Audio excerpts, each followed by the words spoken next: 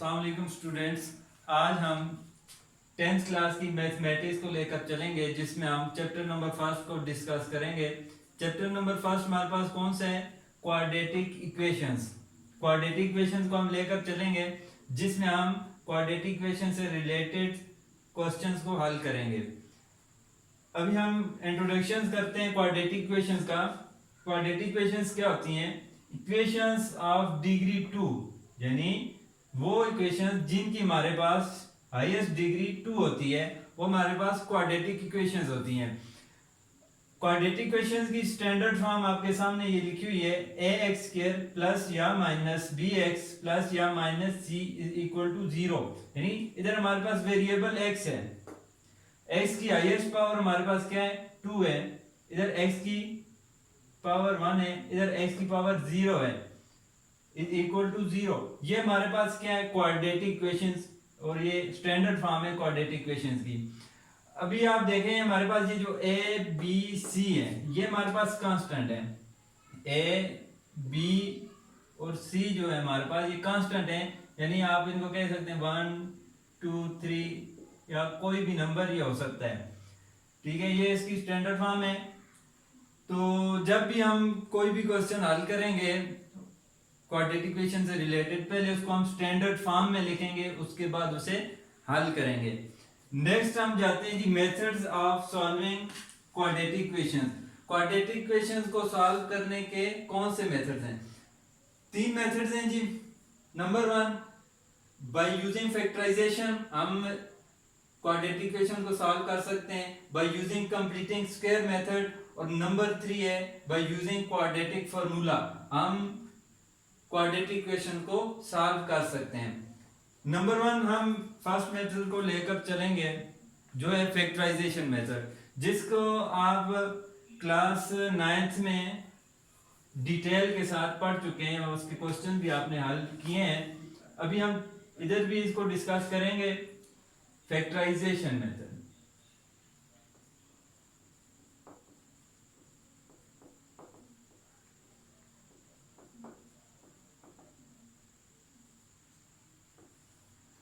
अब हम एक क्वेश्चन लिखते हैं, x² प्लस 5x प्लस 4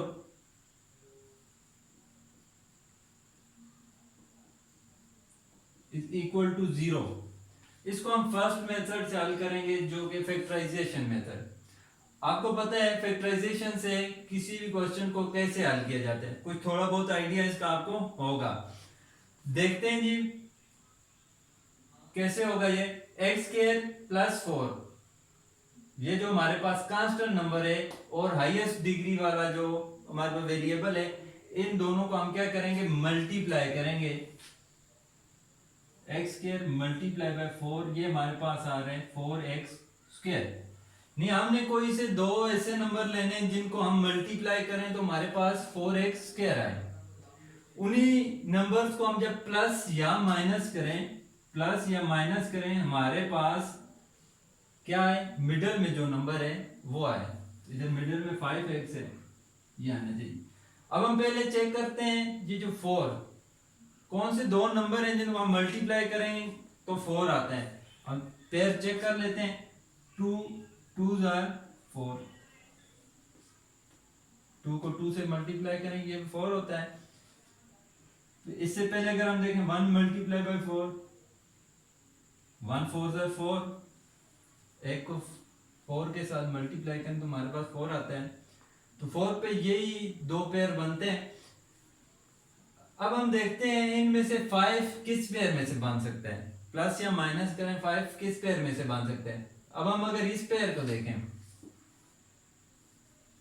इसको हम मल्टीप्लाई करें 4 आता है, लेकिन जब हम इसको प्लस करें 1 प्लस 4 तो इसमें से 5 भी आता है। तो हम कौन सा पेयर सेलेक्ट करेंगे? 1 और 4 वाला। हम इसको मिटा देते हैं, यानी 1x plus 4x is equal to क्या है हमारे पास? 5x। अब इस पेयर को उठा के हम मिड में 5x की जगह लिख देंगे, बाकी उसी तरह x² plus x plus 4x, 5x की जगह x प्लस 4x आ गया, प्लस 4 इज इक्वल टू 0। अब x के साथ हमने 1 नहीं लिखा, तो 1 लिखा नहीं जाता, इसलिए हमने इसको नहीं लिखा। अब हम नेक्स्ट स्टेप करते हैं, इनके पेयर बनाते हैं। इसको और इसका पेयर बन गया, आपने लाइन भी लगानी, आपने जस्ट इनको हल करना है। इनमें से हम क्या लेते हैं, कॉमन ले लेते हैं, x और x में से x स्क्वायर और x में से x कॉमन आ गया, x स्क्वायर था, एक x अंदर बच गया, प्लस x हमने बाहर कॉमन ले लिया, तो इधर क्या बन जाएगा 1। जब भी हम कॉमन लेते हैं उसको जब दोबारा अंदर मल्टीप्लाई करें तो हमारे पास पिछला स्टेप आना चाहिए। देख लेते हैं इसको, इसके साथ मल्टीप्लाई करते हैं, x into x, x square plus x 1 x, हमारे पास वही आ रहा है, प्लस इन दो में से क्या कॉमन है, 4x है, प्लस 4 है, तो इनमें कॉमन आ जाएगा 4x प्लस इसमें x बच गया, 4 1 4 इज इक्वल टू 0। ये हमारे पास पेयर बने थे। अब हमारे पास यहाँ पर देखें x प्लस 1 और x प्लस 1 दोनों में क्या कॉमन है, x प्लस 1 x प्लस 1, हम इसका एक पेयर बना लेंगे। तो एक जो बाहर हमारे पास है x प्लस 4, एक पेयर हम इसका बना लेंगे, इज इक्वल टू 0। अब हमारे पास दो फैक्टर्स बन गए हैं, दोनों किसके इक्वल हैं, 0 के इक्वल है। तो अब हम इनको इलाज से ले लेंगे। Here x plus 1 is equal to 0 and x plus 4 is also is equal to 0।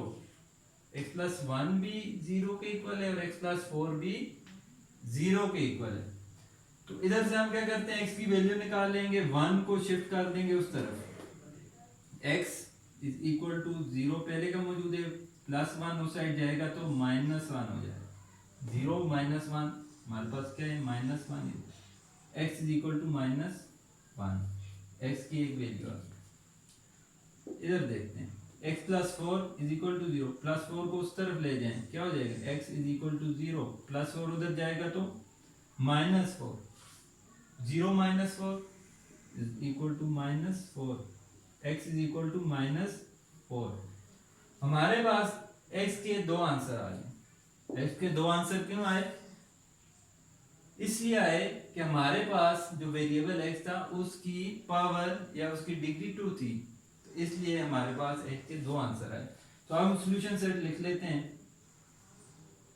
Solution set हमारे पास -1, x की एक वैल्यू है -1, दूसरी है -4। तो ये हमारे पास क्वेश्चन हल हो चुका है, इसका सॉल्यूशन सेट हमारे पास ये आया है। तो अब हम एक नेक्स्ट क्वेश्चन देखते हैं। क्वेश्चन नेक्स्ट हम एक देखते हैं, हमारे पास है 5x स्क्वायर माइनस 10x, नहीं x minus 3 whole square is equal to 4। Question आपको नजर आ रहा है, ये एक क्वाड्रेटिक इक्वेशन है लेकिन स्टैंडर्ड फॉर्म में नहीं है, ठीक है। इसको पहले हम स्टैंडर्ड फॉर्म में करेंगे, उसके बाद इस इक्वेशन को हल करते हैं। आपने फॉर्मूला पढ़ा था a minus B whole square, पढ़ा था 9th में एक फॉर्मूला आपने पढ़ा था a minus B whole square, किसकी इक्वल होता था, इक्वल होता था a square minus 2ab plus b का square, a minus B whole square है, नहीं a minus B whole square equal होता है a square minus 2ab plus b का स्क्वायर।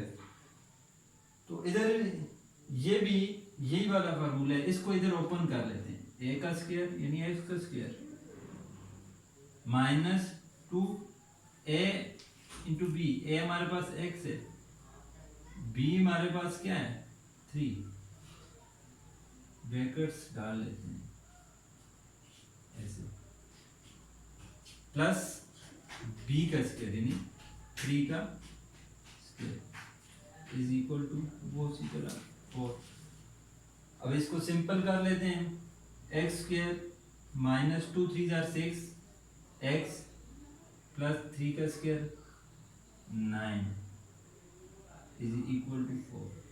स्टेप बाय स्टेप जाते हैं, प्लस 4 है इधर, प्लस 4 को इस तरफ ले आए, x square minus 6x plus 9 plus 4 है, इस तरफ आएगा तो माइनस 4 हो जाएगा, इधर क्या रह जाएगा 0।